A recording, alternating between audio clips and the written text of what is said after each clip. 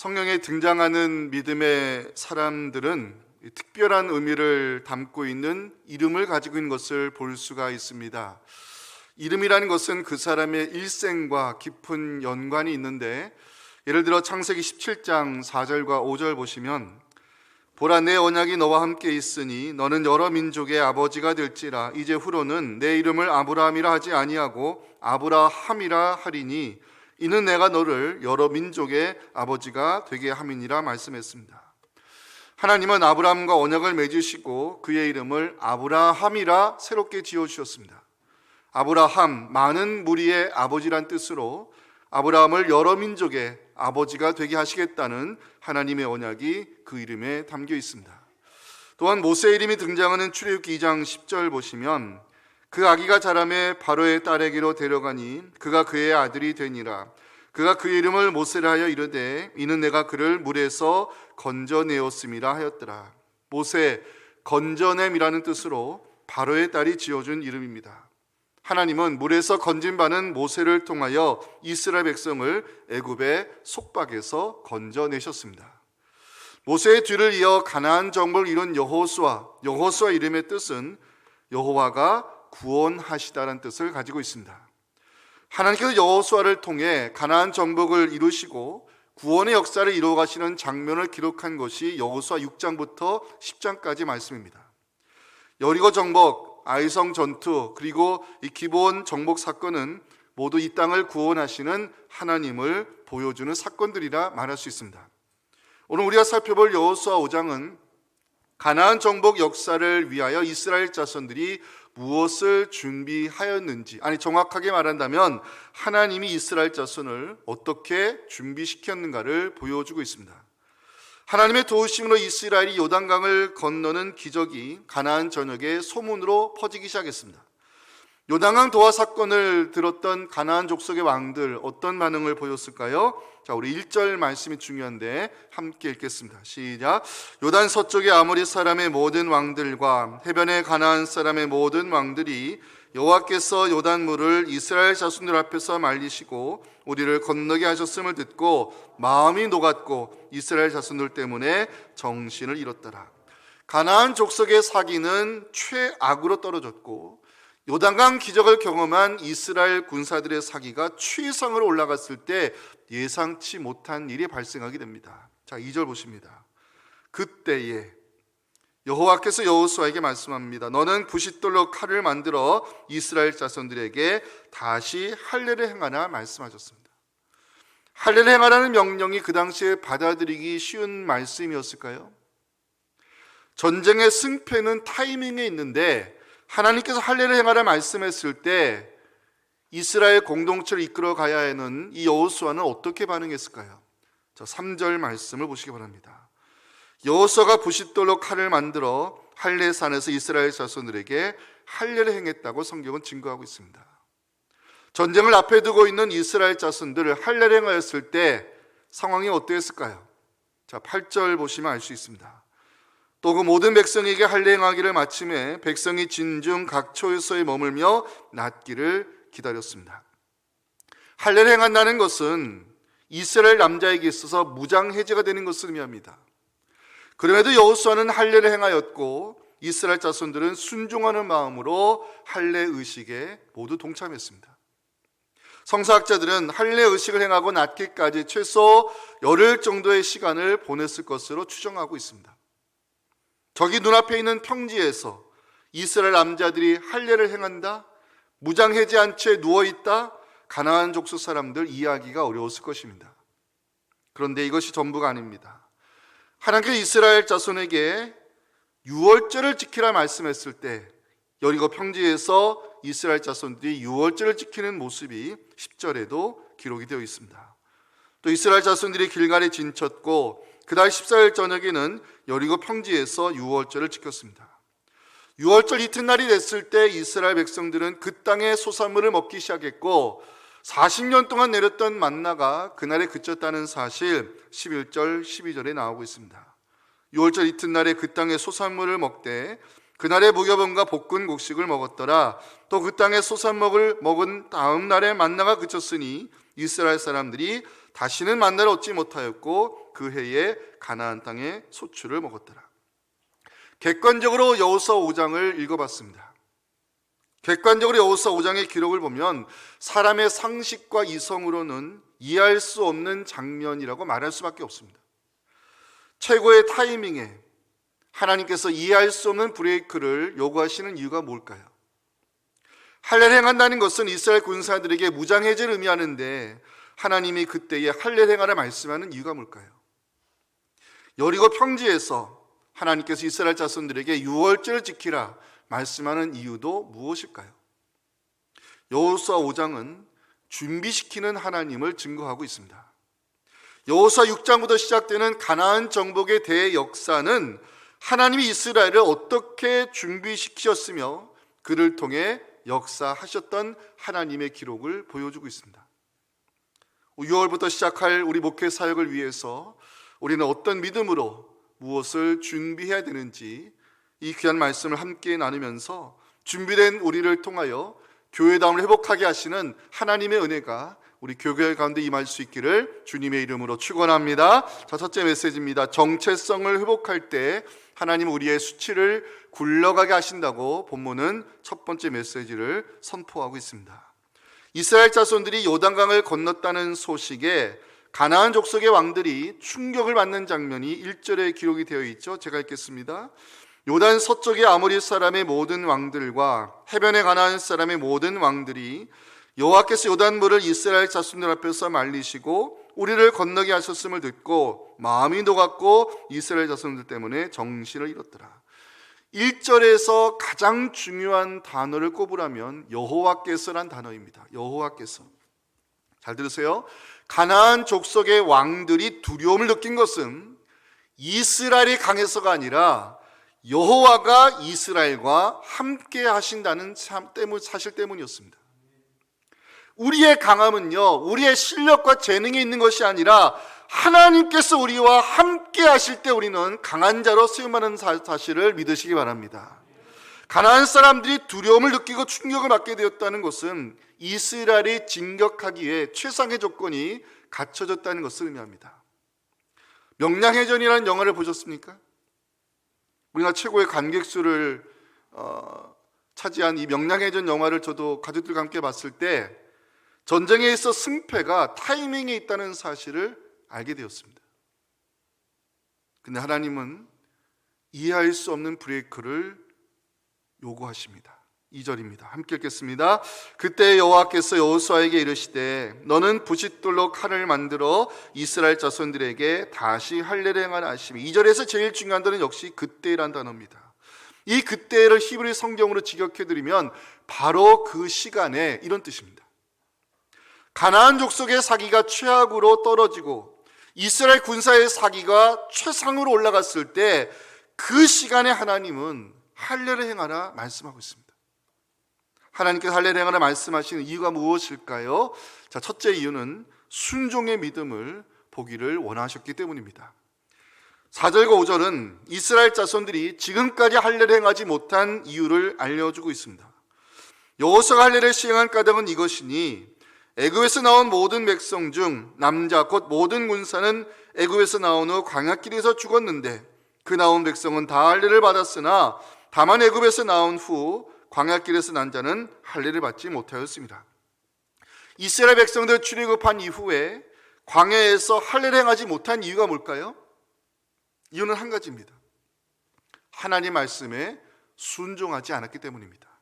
6절 말씀을 함께 읽겠습니다. 시작. 이스라엘 자손들이 여호와의 음성을 청종하지 아니하므로 여호와께서 그들에게 대하여 맹세하사 그들의 조상들에게 맹세하여 우리에게 주리라고 하신 땅 애굽에서 나온 족속 곧 군사들이 다 멸절하기까지 40년 동안을 광야에서 헤매었더니 이스라엘 백성들이 광야에서 할례 의식을 행하지 못한 이유가 하나님의 음성을 청종하지 아니하였기 때문이라고 성경은 말씀하고 있습니다. 하나님은 말씀에 순종하지 아니하는 이스라엘 1세대들을 광야에서 헤매다 죽게 하셨고 광야에서 태어난 자손들에게 할례를 받지 못하게 하셨습니다. 근데 하나님은 가나안 정을 앞에 두고 있는 여호수아와 이스라엘 2세대들에게 지금 할례를 행하라 명령하고 있습니다. 하나님이 이스라엘 자손들에게 요구하는 것이 뭘까요? 순종의 믿음을 보고 싶었던 것입니다. 놀라운 것은요, 자 2절과 3절 보십니다. 2절과 3절 사이에는 인간적인 고민도 하나님을 향한 질문도 없다는 사실입니다.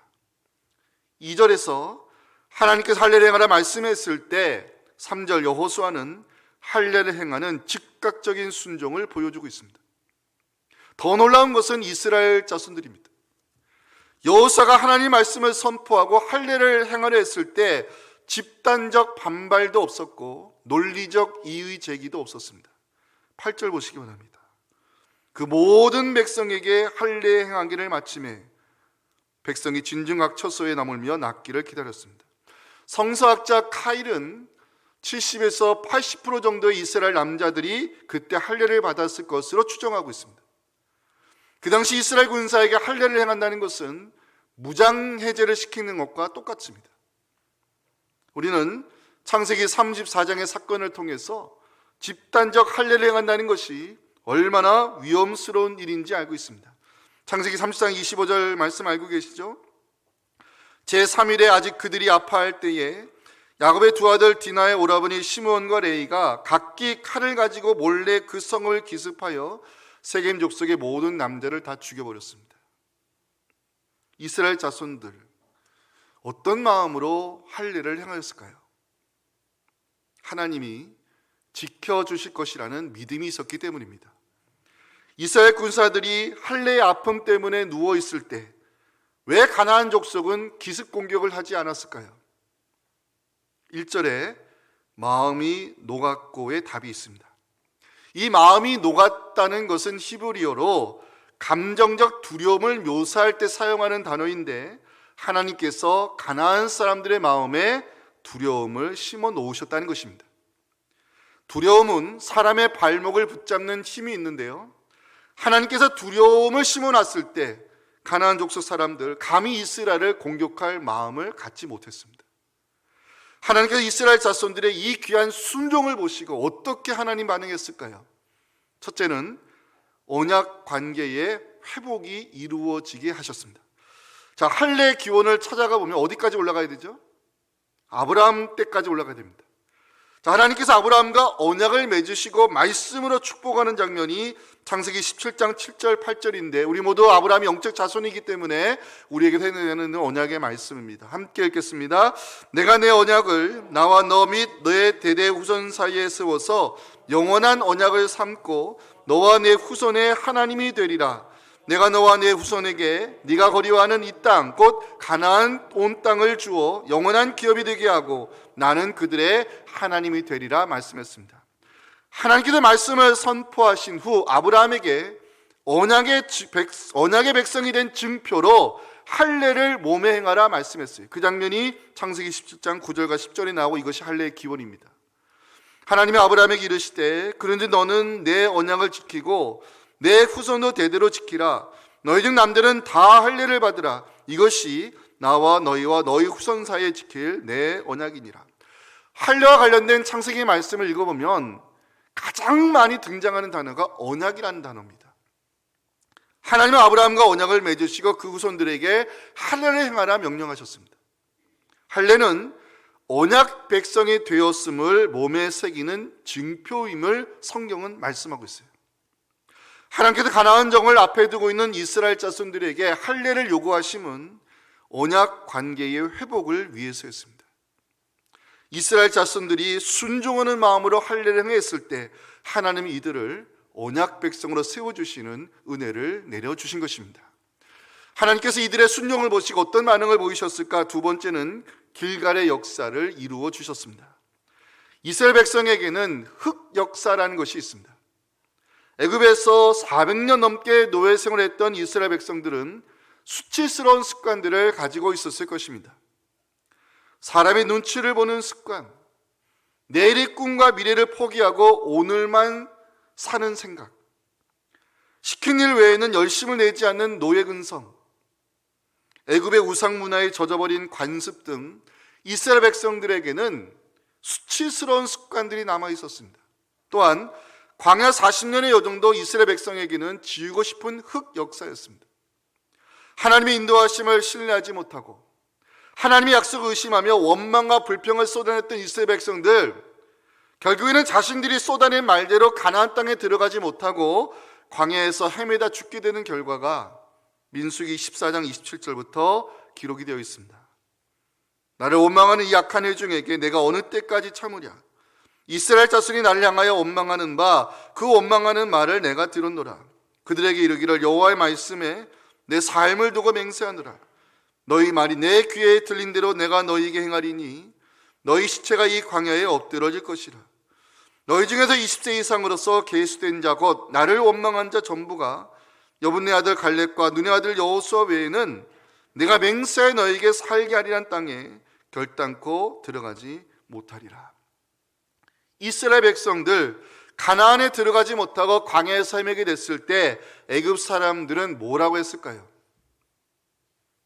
어떤 목사님이 쓰신 글을 읽어드리겠습니다. 만약 그 당시에 애굽일보라는 신문이 있었다면 이스라엘 백성을 향한 소식에 이런 제목을 달았을 것이다. 저들은 아직도 광야를 헤매고 있다. 이스라엘 사람들 왜 광야를 헤매고 있지? 차라리 애굽에 남아서 우리의 종노릇이나 계속하지. 그러면 우리가 배불리 먹여주고 편안히 재워주었을 텐데. 이스라엘 사람들이 광야에서 헤맨다는 것은 애굽 사람들의 비웃음거리가 되었다는 것을 의미합니다. 요단강을 건너 가나안 땅에 첫 발을 들인 이스라엘 자손들에게 하나님께서 할례를 요구하셨을 때 여호수아 이스라엘 자손들은 순종했습니다. 하나님은 그 순종을 보시고 언약 관계를 회복시켜 주셨고 길갈의 역사를 이루어 주시는 장면이 9절입니다. 9절 말씀 중요한데 함께 읽겠습니다. 시작. 여호와께서 여호수아에게 이르시되 내가 오늘 애굽의 수치를 너희에게서 떠나가게 하였다 하셨으므로 그곳 이름을 오늘까지 길갈이라 하느니라. 아멘. 길갈, 굴러간다는 뜻으로 하나님께서 애굽의 수치를 굴러가게 하심으로 이스라엘의 흑 역사를 지워주셨습니다. 기억하실 것은 길갈의 역사가 일어난 곳이 순종의 자리였다는 사실입니다. 이스라엘 자손들 순종의 자리에서 언약 백성으로 세움받았고 순종의 자리에서 지난날의 수치를 굴러가게 하시는 길갈의 하나님을 만나게 된 것입니다. 순종이라는 단어를 묵상하면서 정체성이라는 단어와 연결시켜 보았습니다. 이스라엘 1세들이 광야에서 헤매다 죽은 이유 순종하지 못했기 때문입니다. 광야에서 할례 의식이 끊어진 이유 하나님은 순종하지 못하는 자를 언약 백성으로 인정할 수 없었기 때문입니다. 하나님께서 이스라엘 자손들에게 할례를 요구하심은 하나님 백성으로서의 정체성을 회복시켜 주기 위함이었습니다. 여기에 필요한 것이 순종입니다. 우리가 하나님께 속한 백성임을 무엇으로 증명할 수 있을까요? 성경책 들고 다닌다고요? 주일날 교회 왔다 갔다 한다고? 그것이 과연 하나님의 백성임을 증명할 수 있는 자료가 될까요? 예수님께서 들려주시는 말씀에 귀를 기울이시기 바랍니다. 다 함께 요한복음 8장 47절 읽겠습니다. 시작. 하나님께 속한 자는 하나님의 말씀을 듣나니 너희가 듣지 아니함은 하나님께 속하지 아니하였음이로다. 아멘. 히브리어로 듣는다는 단어에서 순종이라는 단어가 나왔습니다. 말씀을 듣고 행하는 순종의 믿음이 하나님 백성의 정체성을 가름하는 중요한 기준이 될 수 있다는 사실입니다. 우리 사랑하는 성도 여러분, 하나님 백성으로서의 정체성을 회복할 때 하나님은 우리의 수치를 굴러가시다는 이 말씀을 믿으시기 바랍니다. 순종의 믿음을 통해서 하나님 백성으로서의 정체성을 회복하는 우리에게 지난날의 수치를 굴러가게 하시는 그 하나님의 역사가 우리 삶 가운데서 찾아올 수 있기를 주님의 이름으로 축원합니다. 자, 두 번째 메시지입니다. 예배의 회복을 힘쓸 때 새로운 은혜의 문이 열리게 된다는 사실, 본문은 오늘 결론의 메시지로 전하고 있습니다. 성경의 기록에 의하면 첫 번째 유월절은 출애굽 때에 지켰음을 출애굽기 12장 11절에서 보여주고 있습니다. 너희는 그것을 이렇게 먹을지니 허리에 띠를 띠고 발에 신을 신고 손에 지팡이를 잡고 급히 먹으라. 이것이 여호와의 유월절이니라. 이스라엘 백성들이 두 번째 유월절을 지킨 기록은 민수기 9장 1절과 2절, 5절에 나와 있습니다. 애굽 땅에서 나온 다음 해 첫째 달에 여호와께서 시내 광야에서 모세에게 말씀하여 이르시되 이스라엘 자손에게 유월절을 그 정한 기일에 지키게 하라. 그들이 첫째 달 넷째 날 해질 때에 시내 광야에서 유월절을 지켰으되 이스라엘 자손이 여호와께서 모세에게 명령하신 것을 다 따라 행하였더라. 출애굽 역사 이후 이스라엘 백성들은 시내 광야에서 두 번째 유월절 절기를 지켰음을 성경은 기록하고 있습니다. 그리고 38년 동안 유월절을 지키지 못했습니다. 가나안 정복을 시작하는 여리고 평지에서 하나님은 유월절을 지키라 말씀하셨고 세 번째 유월절을 지키는 이스라엘 자손들의 모습이 10절에 나옵니다. 우리 10절을 함께 읽어볼까요? 시작. 또 이스라엘 자손들이 길갈에 진쳤고 그달 14일 저녁에는 여리고 평지에서 유월절을 지켰으며, 자, 하나님께서 이스라엘 자손들에게 유월절을 지키라 말씀하는 이유가 뭘까요? 두 가지로 함께 나누고 오늘 말씀을 마치겠습니다. 첫째는 과거의 은혜를 기억하라는 뜻이 여기에 담겨 있습니다. 유월절 절기에 대한 기록을 살펴보니까 유월절 날 세 가지를 먹도록 규정하고 있습니다. 출애굽기 12장 7절 8절 보시면 그 피를 양을 먹을 집 좌우 문설지와 임방에 바르고 그 밤에 그 고기를 불에 구워 무교병과 쓴 나물과 아울러 먹으라고 말씀하고 있습니다. 유월절 절기를 지킬 때는 양고기와 함께 무교병과 쓴 나물을 먹도록 율법으로 규정하고 있습니다. 양의 피는 이스라엘을 구원하신 하나님을 보여주고 있고요, 무교병과 쓴 나물은 애굽 생활의 고난을 상징하는 것으로 과거의 은혜를 기억하라는 영적인 교훈이 여기에 담겨 있다 해석할 수 있습니다. 과거의 은혜를 기억하는 자가 오늘의 은혜에 감사하며 살 수 있는 것입니다. 출애굽 세대들이 왜 광야에서 죽었을까요? 과거의 은혜를 기억하지 못했기 때문입니다.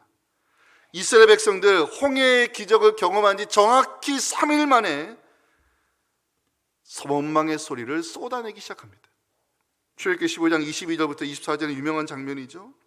모세가 홍해에서 이스라엘을 인도하며 그들이 나와서 수르 광야로 들어가서 거기서 사흘 길을 걸었으나 물을 얻지 못하고 마라에 이르렀더니 그건 물이 써서 마시지 못하겠으므로 그 이름을 마라라 하였더라. 백성이 모세에게 원망합니다. 우리가 무엇을 마실 것이냐. 마라에서 시작한 원망의 역사는 광야 여정 내내 이어졌고 결국 이스라엘 1세대들은 광야에서 헤매다 죽는 이유가 되어버렸습니다. 구약에 보면 나는 너희를 애굽에서 인도하여 낸 여호와니라는 말씀이 여러 번 등장합니다. 나는 너희를 애굽에서 인도하여 낸 여호와니라. 유월절을 지킬 때 어린 양의 고기와 무교병과 쓴 나물을 먹게 하심은 애굽에서의 고난을 잊지 말고 출애굽의 은혜를 기억하라는 메시지가 여기에 담겨 있는 것입니다. 두 번째, 하나님께서 유월절을 지키라 말씀하심은 이스라엘을 예배 공동체로 세우기 위함이었습니다. 자, 하나님께서 이스라엘을 출애굽시키신 이유가 뭔지 아십니까? 노예 사슬을 끊어주려고요? 이스라엘 백성 너무 고난당하니까 가여워서 그들을 구원내시려고요? 그렇지 않습니다. 더 깊은 의미가 있습니다. 레위기 22장 33절 말씀에서 하나님께서 출애굽시키신 이유를 성경은 이렇게 말씀합니다. 너희의 하나님이 되려고, 너희의 하나님이 되려고 너희를 애굽 땅에서 인도해낸 자니 나는 여호와이니라. 너희의 하나님이 되려고, 하나님이 이스라엘을 출애굽시킨 이유입니다. 하나님이 이스라엘을 출애굽시키신 이유는 저들을 하나님을 예배하는 예배 공동체로 세우기 위함이었습니다. 출애굽기와 레위기의 내용을 분석해 보면 출애굽 역사 이후에 성막 제작 과정이 나오고 구약의 5대 제사가 나오고 제사장과 관련된 규례가 순서적으로 나오고 있습니다. 하나님께서 이스라엘을 출애굽시킨 이유, 예배 공동체로 세우기 위함임을 출애굽기와 레위기는 증언하고 있습니다. 하나님께서 이스라엘 자손들에게 유월절을 지키라 말씀하심은 가나안 정복의 목적이 어디에 있는가를 보여주고 있습니다. 예배가 없는 그 땅에 예배 공동체를 세워가는 것, 이것이 가나안 정복의 이유라고 말할 수 있습니다. 하나님께서 사람을 지으신 목적이 뭐지요? 예배자로 세우기 위함임을 이사야 43장 21절은 말씀하고 있습니다. 함께 읽어볼까요? 이 백성은 내가 나를 위하여 지었나니 나를 찬송하게 하려 함이니라. 아멘. 여러분 창세기를 읽어보시면 아브라함이 왜 하나님의 복을 받았을까? 왜 하나님 아브라함에게 이렇게 복의 말씀을 선포하실까? 궁금하지 않습니까? 결과가 있으려면 이유가 있어야 되잖아요. 창세기 12장 7절과 8절에서 하나님께서 아브라함을 믿음의 조상으로 세우시고 그에게 복된 말씀을 선포하신 이유는 예배의 제단을 쌓는 열심이 아브라함에게 있었기 때문입니다. 이 열심이 우리에게도 있기를 소망하며 함께 읽겠습니다. 시작. 여호와께서 아브라함에게 나타나 이르시되 내가 이 땅을 내 자손에게 주리라 하신지라. 자기에게 나타나신 여호와께 그가 그곳에서 제단을 쌓고 거기서 베델 동쪽 산으로 옮겨 장막을 치니 서쪽은 베델이요 동쪽은 아이라. 그가 그곳에서 여호와께 제단을 쌓고 여호와의 이름을 불렀던 사람이 바로 아브라함입니다. 사랑하는 성도 여러분, 예배 드림이 축복임을 고백하시기 바랍니다.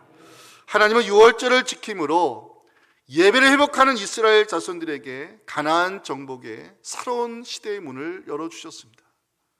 다가오는 6월부터 목회 사역이 재개될 때 예배 회복에 힘쓰는 우리가 되어서 새로운 은혜의 문을 열어주신 하나님께 감사와 영광을 올려드리는, 하나님이 기뻐하시는 예배 공동체 함께 세워갈 수 있기를 주님의 이름으로 축원합니다.